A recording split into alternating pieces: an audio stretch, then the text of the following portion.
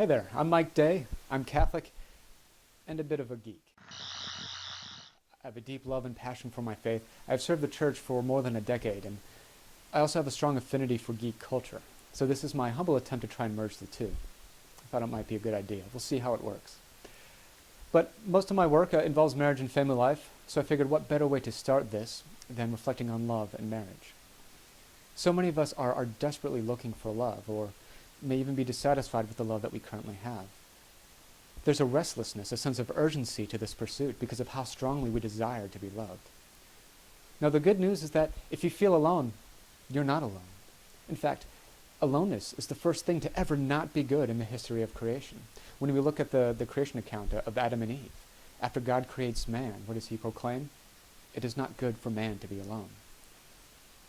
Now think about that for a moment, though. This scene with Adam and God.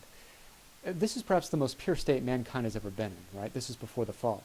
And Adam has this intimate, close relationship with God. If God is all we need, if God is the source and summit of our life, if he is all we need, and Adam has this relationship with God, where is this aloneness coming from? How is God deficient?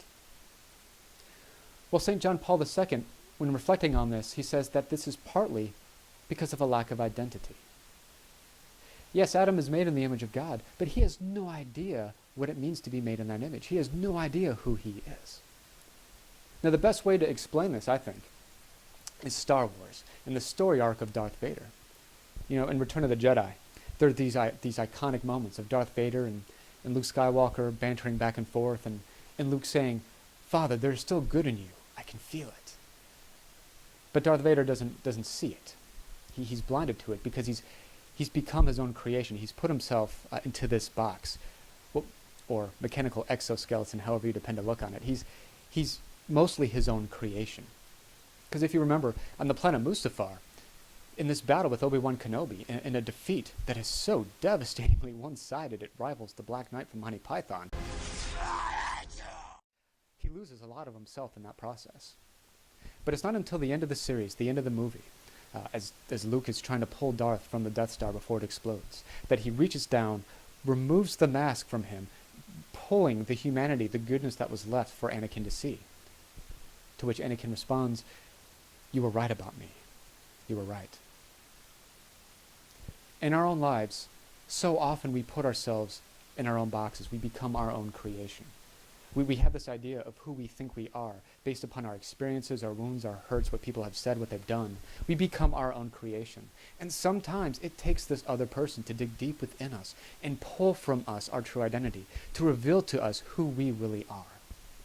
So looking back at Adam's aloneness then, in this creation account, when he's given the gift of Eve, she's not created separately from him as an accessory. She's not an accessory to his life. She doesn't complete something that's deficient about him.